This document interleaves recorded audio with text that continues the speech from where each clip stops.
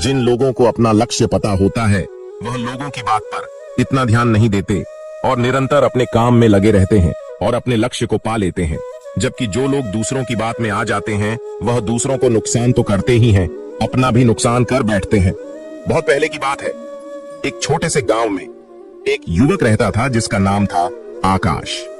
आकाश का परिवार साधारण था, लेकिन उसके अंदर असाधारण जिज्ञासा और आध्यात्मिकता के प्रति गहरी रुचि थी।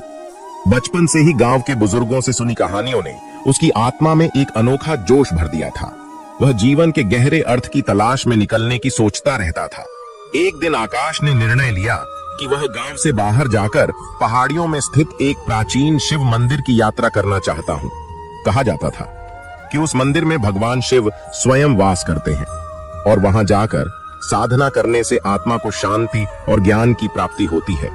उसने अपनी मां से आशीर्वाद लिया और पिता से विदाई ली। अपनी यात्रा शुरू करने से पहले उसने कुछ आवश्यक सामान और थोड़े पैसे रखकर निकल पड़ा। पहाड़ियों की यात्रा आसान नहीं थी। रास्ते में आकाश को अनेक कठिनाइयों का सामना करना पड़ा। कभी रास्ता कंकड़ पत्थरों से भरा होता तो कभी जंगली जानवरों का डर सताता, परंतु आकाश ने हार नहीं मानी। उसके अंदर की आध्यात्मिक आग उसे निरंतर आगे बढ़ने के लिए प्रेरित करती रही। कुछ दिनों की कठिन यात्रा के बाद आकाश एक साधु से मिला जो एकांत में तपस्या कर रहा था। साधु का नाम स्वामी परमात्मानंद था। आकाश ने उनके चरणों में गिरकर आशीर्वाद मांगा और अपने जीवन की दुविधाओं के बारे में बताया। स्वामी परमात्मानंद ने मुस्कुराते हुए कहा, बेटा, सच्ची शांति और ज्ञान की प्राप्ति केवल बाहरी यात्रा से नहीं बल्कि अंदर की यात्रा से होती है। स्वामी परमात्मानंद ने आकाश को ध्यान और साधना की विधियां सिखाई। आकाश ने उनके निर्देशन में ध्यान करना शुरू किया और धीरे धीरे उसे अपने अंदर की शांति और अद्वितीय अनुभव होने लगे। उसे एहसास हुआ कि सच्ची यात्रा आत्मा की यात्रा है जो हमें हमारे भीतर की गहराइयों में ले जाती है। समय के साथ आकाश ने अपनी चिंताओं और भय से मुक्ति पाई। वह अपनी आत्मा के गहरे रहस्यों को समझने लगा और जीवन के वास्तविक उद्देश्य का ज्ञान प्राप्त किया। स्वामी परमात्मानंद के साथ बिताए समय ने उसकी सोच और दृष्टिकोण को पूरी तरह से बदल दिया। कुछ महीनों बाद आकाश ने गांव वापस लौटने का निर्णय लिया। उसने स्वामी परमात्मानंद से विदाई ली और उनके आशीर्वाद के साथ घर की ओर प्रस्थान किया। जब वह गांव वापस लौटा तो उसका स्वागत बड़े हर्षोल्लास से हुआ।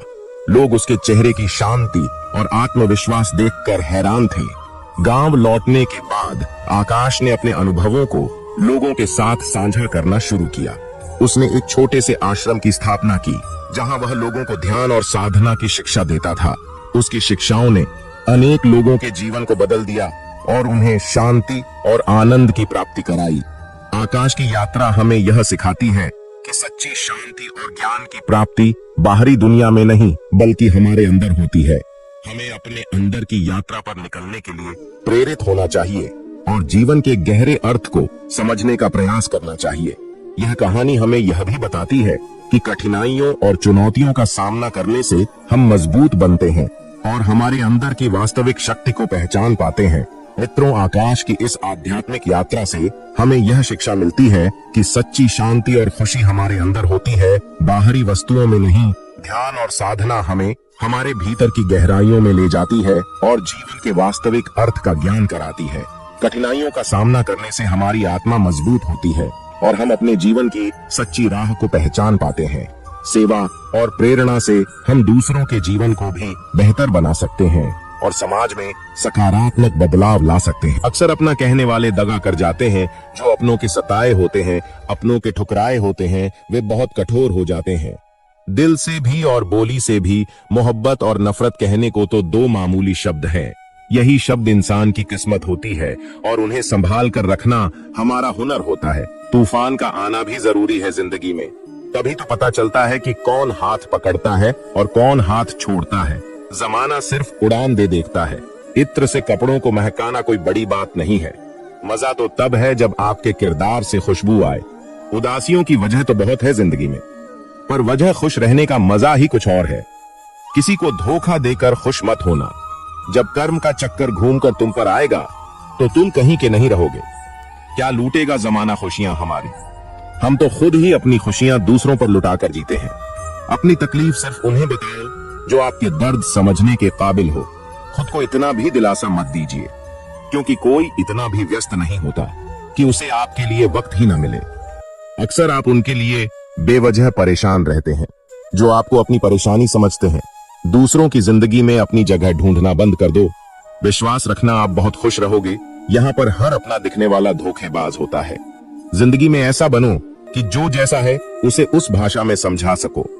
बुरे वक्त में जो इंसान आपका साथ छोड़ दे तो यह मान लेना कि वह आपके साथ कभी था ही नहीं।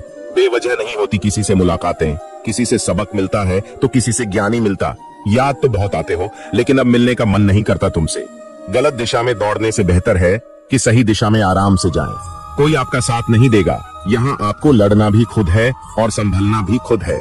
आप जितना डरोगे लोग आपको उतना ही डराएंगे, और अगर आप हिम्मत करोगे तो बड़े बड़े भी आपके आगे सर झुकाएंगे। कामयाब होने के लिए इन दोनों का होना बहुत ही आवश्यक है। एक वह जो तुम्हें पीछे खींचता है और एक वह जो तुम्हें आगे बढ़ने पर मजबूर करता है। जिंदगी में अगर खुश रहना है तो पहले उन्हें भूल जाओ जो आपको भूल गए हैं। जितनी कम उम्मीद रखोगे आप जिंदगी में उतने ही खुश रहोगे। अगर किसी के स्वाभिमान पर बार बार चोट पहुंचाई जाए तो रिश्ता कितना ही प्यारा क्यों ना हो, आखिर में टूट ही जाता है। लोग चाहते हैं कि आप बेहतर करें, लेकिन लोग यह नहीं चाहेंगे कि आप उनसे बेहतर करें।